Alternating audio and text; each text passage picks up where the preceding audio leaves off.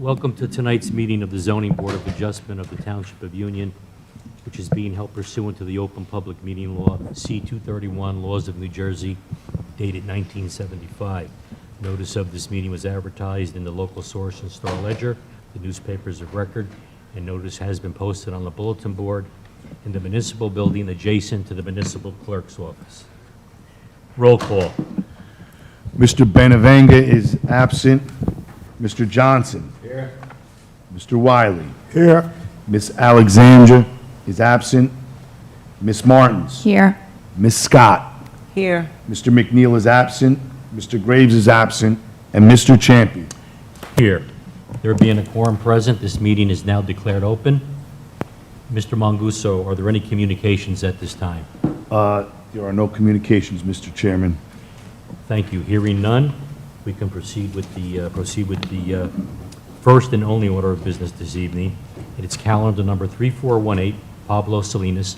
Location is 784 Valley Street, Block 4811, Lot 4, and it's for an addition with insufficient setbacks. Mr. Barkin, would you like to begin? Yes, Alan Barkin, Schwartz, Barkin, and Mitchell on behalf of the applicant. I'm not going to give much of an opening. We have we think is a pretty straightforward, simple application. The big complication here, if you look at the plans, you'll see that the houses are perpendicular to the street, but the lots are diagonal.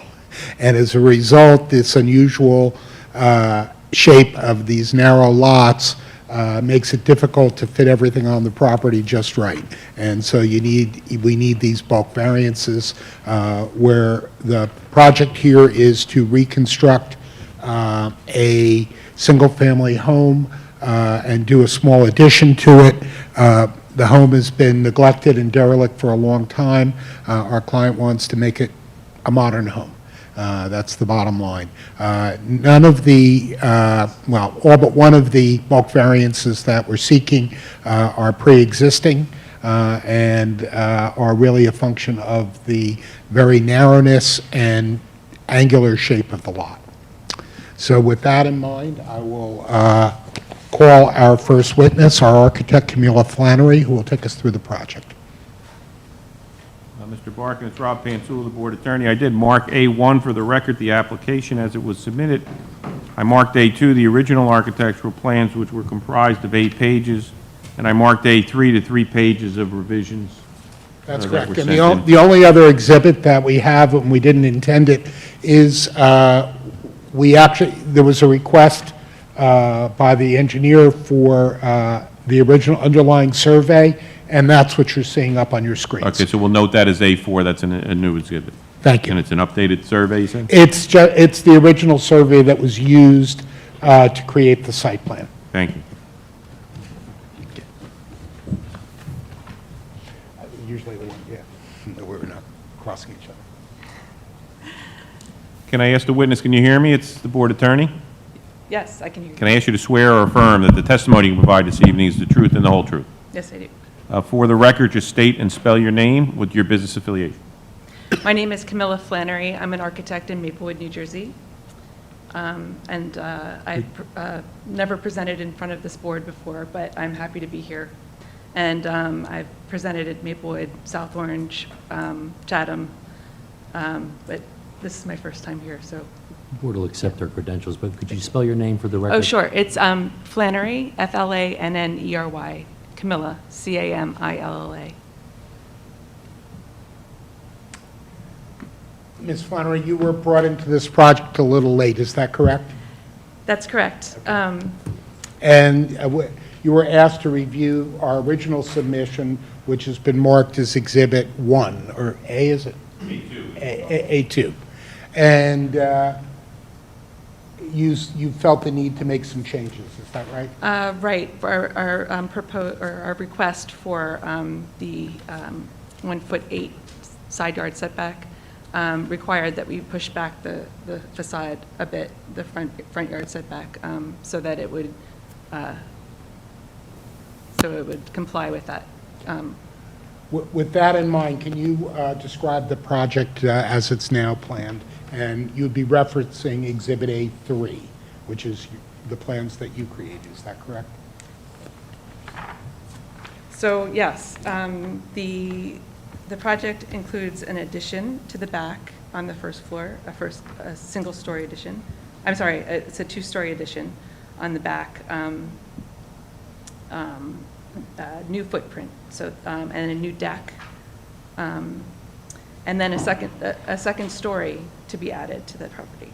So the new expanded footprint, as well as a second story, will allow this to be a three-bedroom house with the first story that's a typical, more modern, definitely more modern layout, and allow for some backyard use. Right now, there is existing parking in the back, but we are proposing to make that green space and making a small deck. So the project as planned only includes one parking space, which is the garage underneath the house. Is that correct? Correct. And we're asking for a waiver from the design requirements, which would require two for a property of this type. Correct. Okay. And as a result of that, can you describe how the garage is going to work and how it's connected to the house? Sure. The garage is on the basement level, which is above grade at the driveway. So that will be an attached garage in the front of the property. And as you're facing the house, the front left corner is the area that intrudes into the side yard. Is that correct? Correct. And what are the correct dimensions of the distances between the side yard and the front yard? The front yard is 16, sorry, let me get my glasses. Sure. Okay.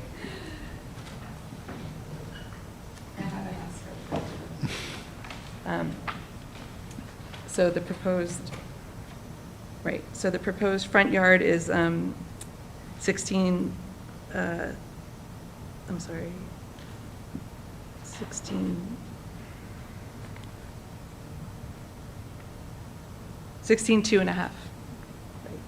So And the proposed front yard would be 16.2 and a half, which is basically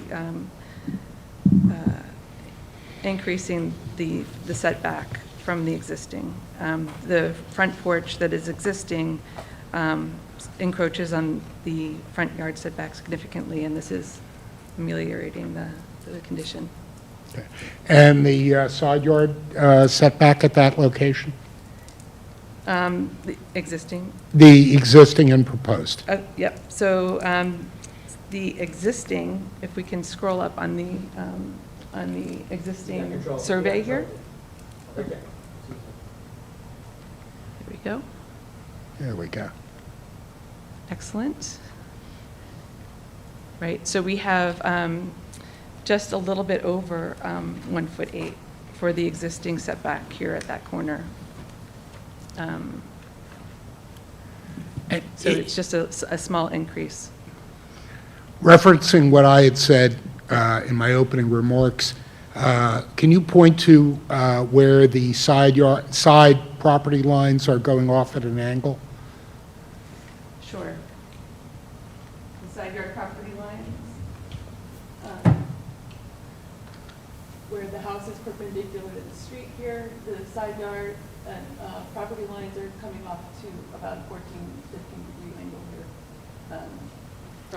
from this perpendicular line. Is it correct to say that on each side of the house there is a driveway? Correct. And the driveways, both driveways are overlapping on each property owner's property lines? Yes, it's clear, this driveway here that accesses the neighbor's parking area, and this driveway here, which currently is a shared driveway, but now will be accessed solely for the neighbor.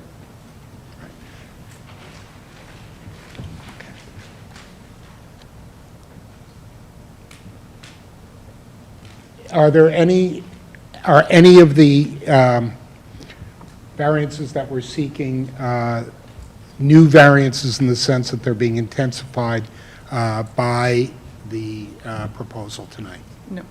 Okay, well, so all of them are existing. So all of the additions to the house are, you're able to make that within the buildable footprint? I'm sorry, say that again. You're able to, we're able to make the additions to the house all within the proper setbacks? Correct. Aside from this front left. Okay. And how much is the front left being increased by the, by this project? 0.2 .2 feet? feet. Okay.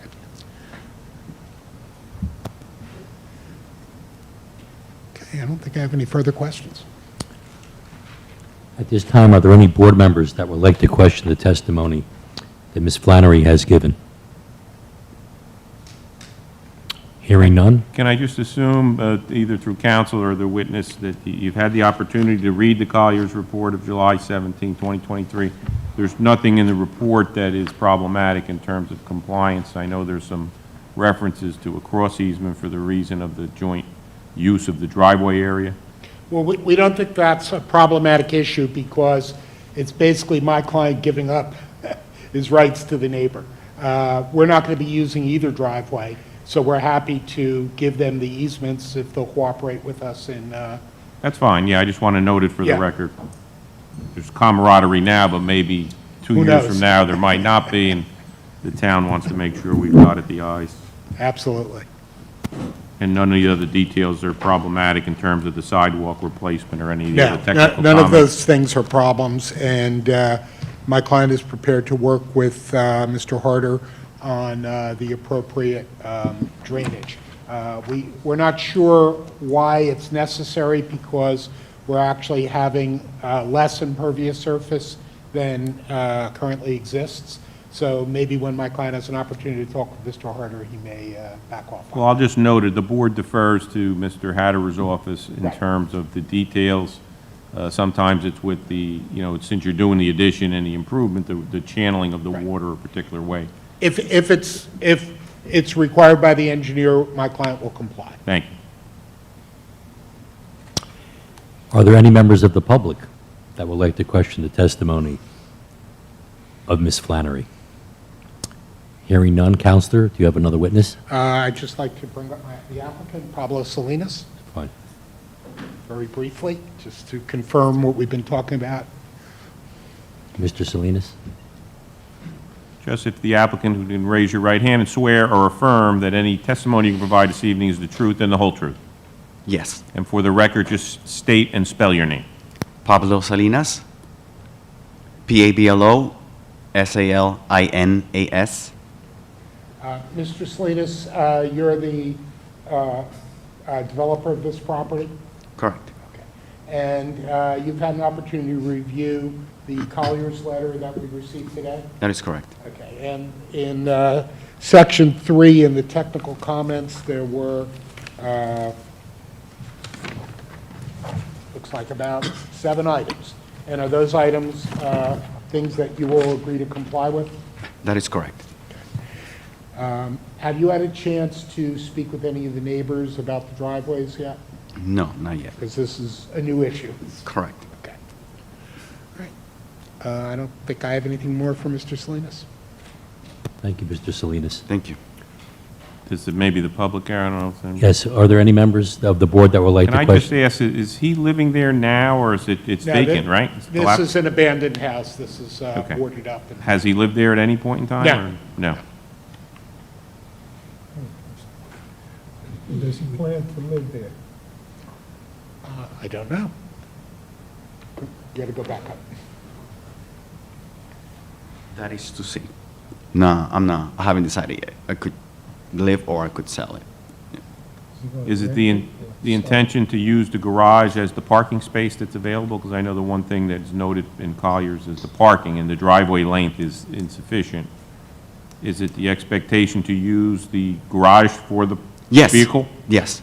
Okay, because you used to park in the back, or I think the testimony was from the applicant. that Whoever lived. Property Yeah. owners used to Mhm. park in the They used to back. share the parking, Right. correct. And you realize it's a single-family zone, and the expectation is it's single-family usage, correct? Correct. All right, that's noted for the record. Yes. Thank you. Thank you. Are there any other board members that would like to question Mr. Salinas or comment? Hearing none, at this time, are there any members of the public that would like to question Mr. Salinas or make comments on this application? Hearing none, would you like to sum up? Very briefly. As we said, this is a simple reconstruction of a dilapidated abandoned house. We're not proposing to expand, except for by 2/10 of a foot, any of the existing non-conforming uses. It's not going to be a McMansion. It's going to be a modest house appropriate for this neighborhood. It's going to be modern, and it's going to provide for off-street parking, at least to the extent of one space. The unique size of this lot, the shape of it, the fact that there's been a history of the lot lines not necessarily lining up with the houses, all those things dictate why the variances that we are requesting should be granted. Thank you, Counselor. At this time, I believe we can conference this application. Mr. Johnson, would you like to begin? Yes, Mr. Chairman. I don't think that this is going to be a detriment to the neighborhood, especially with the uniqueness of the property lines and the house. If it was a straight property, I don't think there'd be any problem at all. So I intend to vote yes for this application. Ms. Martins? Thank you, Mr. Chairman. I think this is a straight, clean forward application. I'm glad to see that this house is going to be remodeled in the area, so I will be voting yes. Mr. Wiley? Yes, Mr. Chairman, I don't have a problem with this application. It's going to improve the area, and I think all positive outweighs any negatives. I'm going to vote yes. And Ms. Scott? I concur with my colleagues that the application is pretty much straightforward, and it's going to bring some value back to the neighborhood, going from a dilapidated property to a new property, renovated, and something modern. So I think it will be a good thing for the neighborhood. I'll be voting yes. Thank you. As for myself, I feel the variances requested by the applicant are justified, and the property improvements will not have a negative impact on the property or the neighbors. It's a pretty clean-cut application, so I, too, will vote yes. At this time, may I have a motion and a second to grant the application? Mr. Chairman, I move that the board grant the variances applicable to this application, that council is directed to prepare a resolution consistent with the board's decision. Second the motion. Roll call. Ms. Martins? Yes. Ms. Scott? Yes. Mr. Wiley? Yes. Mr. Johnson? Yes. And Mr. Chan? Yes. Thank you very much. Appreciate your attention and your August 23rd, it'll be on the agenda for the board's, that's after the summer break, for the resolution. Great. Thank you very much. May I have a motion and a second to adjourn? Mr. Chairman, there being no further Second. business coming before the board, I